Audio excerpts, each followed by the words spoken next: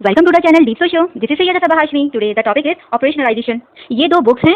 Physics the elements में British physicist Norman Robert Campbell ने operationalization का कॉन्सेप्ट पेश किया था पहली दफा, और दूसरी book the logic of modern physics में अमेरिकन फिजिसिस्ट और Nobel laureate Percy Williams Bridgman ने फिजिक्स की फील्ड में इसकी प्रैक्टिस ओरिजिनेट की थी, जिसमें उन्होंने एक्सप्लिसिटली आइडेंटिफाई, एनालाइज और एक्सप्लेन किया है ऑपरेशनलिज्म को पहली दफा, और ऑपरेशनल डेफिनेशन की टर्म कॉइन की है। इसे सोशल साइंसेज के स्कॉलर्स ने बहुत ज्यादा पढ़ा और इसका बहुत ज्यादा इन्फ्लुएंस रहा 1930s में और 1940s में साइकोलॉजी की फील्ड में बहुत ज्यादा इसका इन्फ्लुएंस रहा। तो 1935 में American psychologist Stanley Smith Stevens ने अपने अल्फाज में इसको डिफाइन किया। एक ऑपरेशन एक परफॉर्मेंस है जिसे एग्जीक्यूट किया जाता है इसलिए ताकि किसी कॉन्सेप्ट को जाना हुआ बनाया जा सके। और फिर 2022 में एरागॉन और उनके कोलीग्स ने उसको ऐसे डिफाइन किया। ऑपरेशनलाइजेशन एक प्रोसेस है किसी फिनोमेना के मेजरमेंट को डिफाइन करने का, यानी एक ऐसा फिनोमेना जिसे डायरेक्टली मेजर नहीं किया जा सकता, वो डायरेक्टली मेजरेबल नहीं है, तो हम उसको किसी प्रोसेस के जरिए उस फिनोमेना के मेजरमेंट को डिफाइन करते हैं, यानी दूसरे फिनोमेनास के जरिए उस फिनोमेना की एग्जिस्टेंस का अंदाजा लगाते हैं। यानी कोई फिनोमेना है या कोई कॉन्सेप्ट है, तो जब हम उसे अपने हाइपोथेसिस का हिस्सा बनाएंगे तो हम उसे क्या कहेंगे, वेरिएबल, और उस वेरिएबल को कैसे हम मेजर करेंगे, उस मेजरमेंट को डिफाइन करने के प्रोसेस को कहते हैं ऑपरेशनलाइजेशन, ताकि हमें एग्जैक्टली ये पता चल सके या हम उसको बता सकें कि हम एग्जैक्टली उस वेरिएबल को क्या समझ रहे हैं। जब हम उस वेरिएबल पे रिसर्च कर रहे हैं तो हम उस वेरिएबल की एग्जिस्टेंस को कैसे जांचेंगे कि हाँ वो चीज़ मौजूद है। तो उसकी एग्जिस्टेंस को जानने के लिए हम दूसरे फिनोमेनास के जरिए उस फिनोमेना की मेजरमेंट करेंगे और ये कहेंगे कि हाँ ये फिनोमेनास मौजूद थे, तो ये साबित हुआ कि वो फिनोमेना मौजूद है जो हम वेरिएबल कंसीडर कर रहे हैं। तो जो डेफिनेशन निकल के सामने आएगी उसे कहेंगे ऑपरेशनल डेफिनेशन, और इस डेफिनेशन को बनाने का जो प्रोसेस है उसे हम कहेंगे ऑपरेशनलाइजेशन।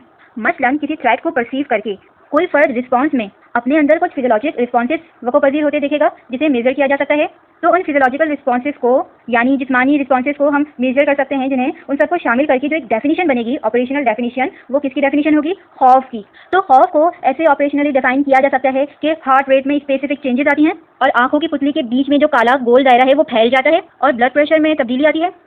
यानी ये तीन इंडिकेटर हम अपने रिस्पोंडेंट में देखेंगे जिस पे हम रिसर्च कर रहे हैं, तो हम कहेंगे कि हाँ ये खौफजदा है। ऑपरेशनल डेफिनेशन तीन कंपोनेंट्स पे कंसिस्ट करती है। एक तो वहाँ कोई वेरिएबल होना चाहिए जिसे आप मेजर करना चाह रहे हैं, और फिर उसको आप मेजर कैसे करेंगे, वो स्केल, वो कोई चीज़ होनी चाहिए जिसे आप मेजर करेंगे, और फिर जो रिजल्ट आएगा उस मेजरमेंट का उसको आप इंटरप्रेट कैसे करेंगे, उसके बारे में आपके पास कुछ प्लान होना चाहिए। मसलन वेरिएबल है इंटेलिजेंस, आप उसकी ऑपरेशनल डेफिनेशन में क्या चीज़ शामिल कर रहे हैं, कैसे आप उसको जांच रहे हैं कि आप उसका कोई वर्बल SAT टेस्ट कर लेते हैं, देखते हैं कि उसका स्कोर क्या आ रहा है। ठीक है, तो ये हो जाएगा एक स्टैंडर्डाइज टेस्ट। यानी पहला पार्ट क्या हो गया, वेरिएबल इंटेलिजेंस, दूसरा पार्ट क्या हो गया, score on the verbal SAT test, यानी एक स्टैंडर्डाइज टेस्ट, और उसकी जो वैल्यू आई, अब आपके पास कोई प्लान होना चाहिए कि आप उसको कैसे इंटरप्रेट करेंगे अपने रिजल्ट में। दूसरा तरीका ये हो सकता है कि आप उसकी एक बिहेवियरल डेफिनेशन दें, जैसे कि वो कितनी स्पीड से इंजन रिपेयर करता है, उसकी बुनियाद पे आप उसको इंटेलिजेंस समझें, 2 घंटे में वो इंजन रिपेयर कर लेता है।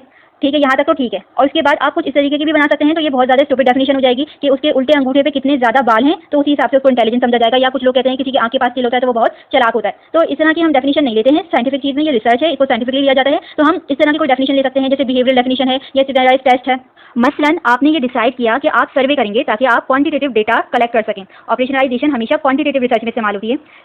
जिस कॉन्सेप्ट को आप मेजर करने वाले हैं, यानी वो आपका वेरिएबल है लीडरशिप ऑफ मैनेजर, तो आप इसको 2 तरीके से ऑपरेशनलाइज कर सकते हैं। पहला तरीका, आस्क मैनेजर कि वो खुद रेट करें अपनी लीडरशिप स्किल्स को 5 पॉइंट स्केल्स पे, जिसपे वो असेस करें अपनी एबिलिटी, डेलीगेट की, डिसाइसिवनेस की और डिपेंडेबिलिटी की। दूसरा तरीका, आस्क देयर डायरेक्ट एम्प्लॉइज कि वो प्रोवाइड करें एनोनिमस फीडबैक इस बारे में कि उनके मैनेजर की लीडरशिप स्किल्स कैसी हैं। तो वो भी 5 पॉइंट स्केल्स पे असेस करेंगे यही 3 चीज़ें, डेलीगेट, डिसाइसिवनेस और डिपेंडेबिलिटी की जो एबिलिटी है इन लोगों में, मैनेजर्स में, उसको कैसे वो खुद फीडबैक दे रहे हैं डायरेक्ट एम्प्लॉइज सर्वे में। पहले तरीके में आपके रिस्पोंडेंट हैं मैनेजर्स जो खुद अपनी एबिलिटी को असेस कर रहे हैं, जबकि दूसरे तरीके में आपके रिस्पोंडेंट हैं उनके डायरेक्ट एम्प्लॉइज। तो दोनों सूरत हाल में आपने उनकी आइडेंटिटी को एनोनिमस रखना है, गुमनाम रखना है। यही रिसर्च की अखलाकियात हैं, और ऐसा करने से हमारे रिस्पोंडेंट ज़्यादा सच्चा डेटा देते हैं क्योंकि उनको लगता है कि वो महफूज तरीके से अपना डेटा दे रहे हैं। और मल्टीपल रेटिंग से आप अपने डेटा को क्रॉस चेक कर सकते हैं। हो सकता है कि मैनेजर्स खुद को जितना अच्छा लीडर समझते हो, उनके डायरेक्ट एम्प्लॉइज अपने मैनेजर्स को उतना अच्छा लीडर्स ना समझते हो, मगर वो बता ना पाते हो अपने मैनेजर्स को। दोनों तरफ का डेटा हासिल करने के बाद आप ज़्यादा अच्छे से क्रॉस चेक कर सकेंगे कि उन मैनेजर्स की लीडरशिप स्किल वाकई में कैसी है, और आप अपने मेजर्स की वैलिडिटी को भी टेस्ट कर सकेंगे। तो आपने ये देखा कि हम इसमें ये नहीं पूछ रहे डायरेक्ट मैनेजर से या उनके डायरेक्ट एम्प्लॉइज से कि इनकी लीडरशिप स्किल बताएं, बल्कि हम उसके 3 इंडिकेटर्स के बारे में पूछ रहे हैं। तो ये 3 इंडिकेटर्स को मिलाकर मैनेजर्स की लीडरशिप की ऑपरेशनल डेफिनेशन बन गई। कभी कभार हमारे पास मल्टीपल या कंपीटिंग ऑल्टरनेटिव ऑपरेशनलाइजेशन भी मौजूद होती है सेम फिनोमेना के बारे में। जैसे इंटेलिजेंस को हमने SAT टेस्ट में भी मेजर करने का बताया था, और बिहेवियरल डेफिनेशन यानी कि वो इंजन कितनी जल्दी रिपेयर कर सकता है, उन 2 डेफिनेशन को अलग अलग ऑपरेशनल डेफिनेशन कहेंगे। तो एक के बाद एक ऑपरेशनल डेफिनेशन को कंसीडर करते हुए अगर हम एनालिसिस करें तो हम ये देख सकते हैं कि डिफरेंट ऑपरेशनलाइजेशन का रिजल्ट पे कोई इफेक्ट हो रहा है या नहीं हो रहा। तो इसे कहते हैं रोबस्टनेस चेक करना, यानी अगर रिजल्ट अनचेंज रहता है तो हम ये कह सकते हैं कि जिन वेरिएबल्स को हम चेक कर रहे हैं उनकी सर्टेन ऑल्टरनेटिव ऑपरेशनलाइजेशंस के अगेंस्ट जो रिजल्ट आ रहा है वो रोबस्ट है। यानी कुल मिला के बात ये समझ में आती है कि operationalisation means turning abstract conceptual ideas into measurable observation. Operationalisation के जरिए आप सिस्टमैटिकली कलेक्ट कर सकते हैं डेटा उन प्रोसेसेस और फिनोमेना को जो डायरेक्टली ऑब्जर्वेबल नहीं है। तो जब आप ये प्लानिंग कर रहे हो कि आप डेटा कैसे कलेक्ट करेंगे तो आपको जरूरत पड़ेगी कि जिन वेरिएबल्स को आप स्टडी कर रहे हैं उनकी कॉन्सेप्चुअल डेफिनेशन को आप ट्रांसलेट करें ऑपरेशनल डेफिनेशन में कि आप उसको एक्चुअली कैसे मेजर करने वाले हैं। फॉर एग्जाम्पल थ्योरेटिकल और conceptual definition of weight, a measurement of gravitational force acting on an object. इसमें वेरिएबल क्या है? वेट। और अब इसकी ऑपरेशनल डेफिनेशन में हम क्या लिखेंगे कि न्यूटन स्प्रिंग स्केल पर इसको हम मेजर कर रहे हैं। यानी इसको कैसे मेजर कर रहे हैं? 3 कंपोनेंट होते हैं, बताए थे मैंने कि एक वेरिएबल आपको पता होना चाहिए कि आप किसे स्टडी कर रहे हैं, वो यहाँ पर है वेट, और आप किससे उसको मेजर कर रहे हैं? न्यूटन स्प्रिंग स्केल से। उसके बाद जो रिजल्ट आएगा उसको आप इंटरप्रेट कैसे करेंगे, वो सब चीजें इसमें शामिल हो जाएंगी। ऑपरेशनलाइजेशन रिड्यूस करता है सब्जेक्टिविटी, मिनिमाइज करता है रिसर्च बायस के पोटेंशियल को और इंक्रीज करता है रिलायबिलिटी को। तो आपने कैसी ऑपरेशनल डेफिनेशन बनाई है उसका असर पड़ता है आपके रिजल्ट पर। इस टॉपिक को मजीद एग्जाम्पल्स के साथ मजीद डिटेल्स में समझना हो तो कमेंट कीजिए, और अगर ये कॉन्सेप्ट आपको, ये टॉपिक आपको अच्छे से समझ आ गया है तो वीडियो को लाइक कीजिए, चैनल को सब्सक्राइब कीजिए। Thank you.